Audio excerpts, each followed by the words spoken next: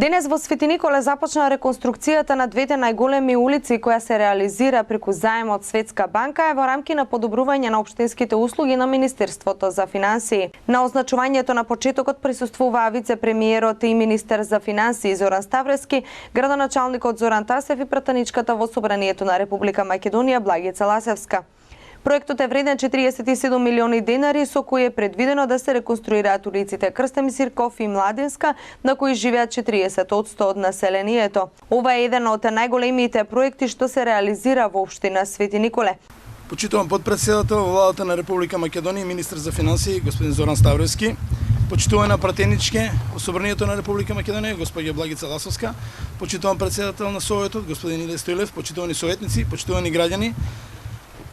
Многу ми е драго што денеска сум овде пред вас за убав настан. Меѓутоа, на почетокот, дозволете ми прво да изразам една голема благодарност до министерот за финансии, до господинот Ставрески, до неговиот тим, до господја Малгождата Богов, до незиниот тим, до председателот на Совет и до советниците, затоа што ако не беа тие, ние денеска немаше да бидеме овде да го правиме ова. Значи, голем настан, се донесува мудри одлуки, го слушнавме гласот на граѓаните и денеска сме овде, започнуваме со реконструкција на една од најголемите сообраќајници воопшто во градот. Знаете ли зошто е ова значено, почитувани граѓани? Од неколку аспекти. Ако немате влада која што обезбедува вакви средства, ваков капитал и средства кои што ќе овозможат на градоначалниците да прават вакви проекти, кога една мала општина како Свети Николе ќе има пари и средства да ги собере овие пари за да изгради општината? Меѓутоа, затоа го имаме почитуваниот премиер господинот Никола Груевски, затоа го имаме господинот Ставрески за министер за финансии, затоа го имаме добриот тим кој што нас, на локалната самоуправа, на градоначалниците, ни обезбедија средства за да можеме да го реализираме овој проект. Уште еднаш големо благодарам.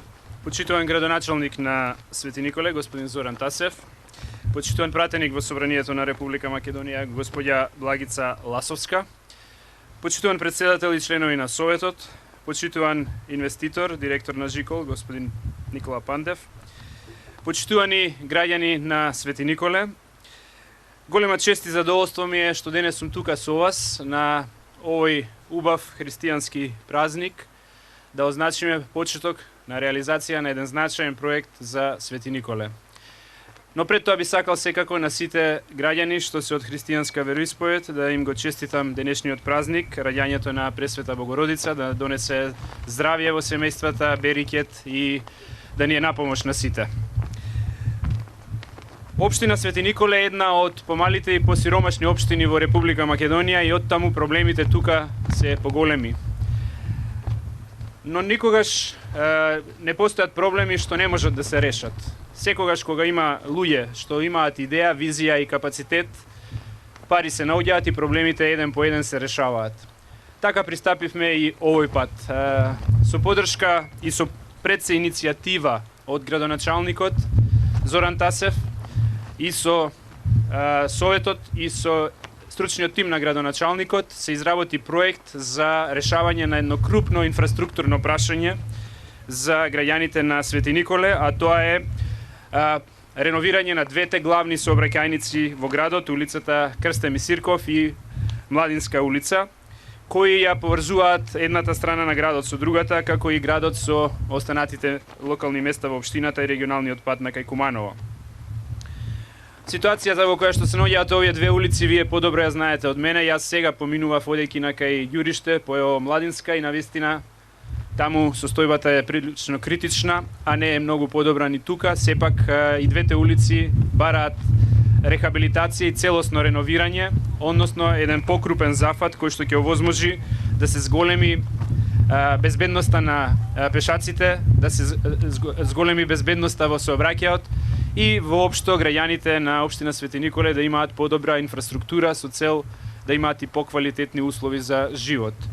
Кога градоначалникот ми пристапи со барањето за реализација на овие два проекти, не се двоумев ни момент дека средствата треба да се обезбедат. Разговаравме за тоа да се подготви проект и градоначалникот со неговата екипа и со Советот го подготвија проектот во еден рекорден временски период и го доставија во Министерството за финансии, каде што стручната екипа во Министерството, предводена од Малгоржата Маркиевич Богов, и инженерите и сите други кои што работеа на проектот го дадоа својот придонес и исто така дадоа максимум за проектот побрзо да биде доставен и да ги помине строгите филтри на Светска банка.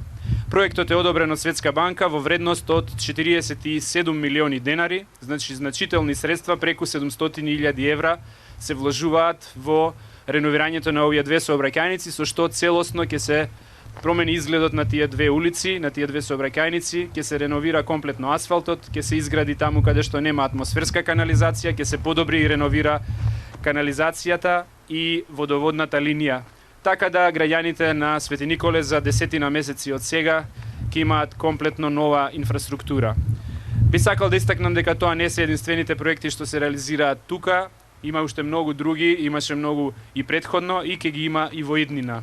Општина Свети Николе, како што кажав, е една општина во која што е потребно да се решат голем број на проблеми и затоа ние сме должни како влада да и помогнеме на општината, имајќи го предвид скромниот буџет со кој што располага градоначалникот и можностите на општината. Се разбира, тука постојат и други крупни проекти што се од значење за развој на Свети Николе и на целиот регион.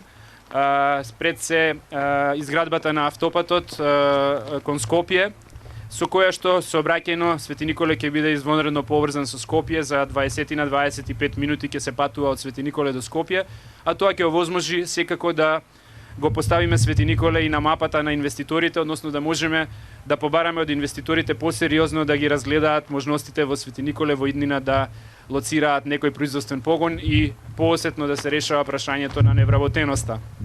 Би сакал на крајот да им се заблагодарам на сите што учествуваа во реализацијата на проектот, односно што помогнаа да се случи овој проект и да дојдеме до оваа фаза. Како што кажав, градоначалникот Зоран Тасев, кој што навистина лавовски се бореше за овие проекти и секогаш ги истакнуваше како приоритетни.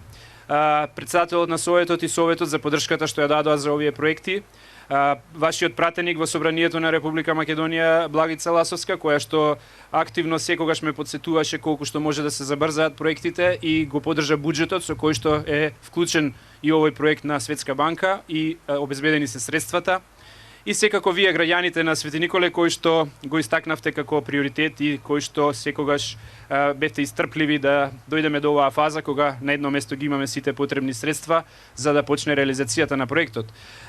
Благодарност и до моите луѓе во Министерството за финансии, проектната единица на МСИП, која што извонредно професионално како и секогаш си ја работи работата и помогна не само на Свети Николе и на многу општини во Република Македонија.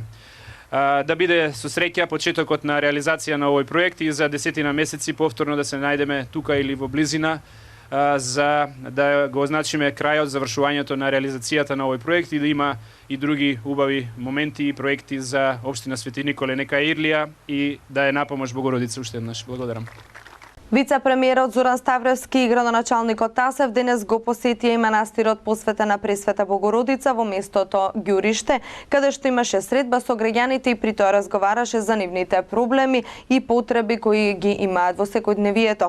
Ставревски ја посети фабриката за кондиторски производи Лион, која своите производи претежно ги пласира на странскиот пазар, а само 30% на ги пласира на домашниот пазар.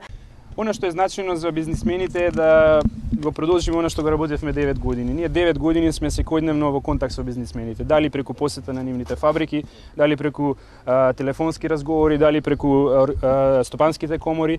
Ние сме влада што умее да слуша и умее да ги прифати барањата на бизнисмените секогаш кога тие се во разумни рамки и кога можеме финансиски тоа да го издржиме.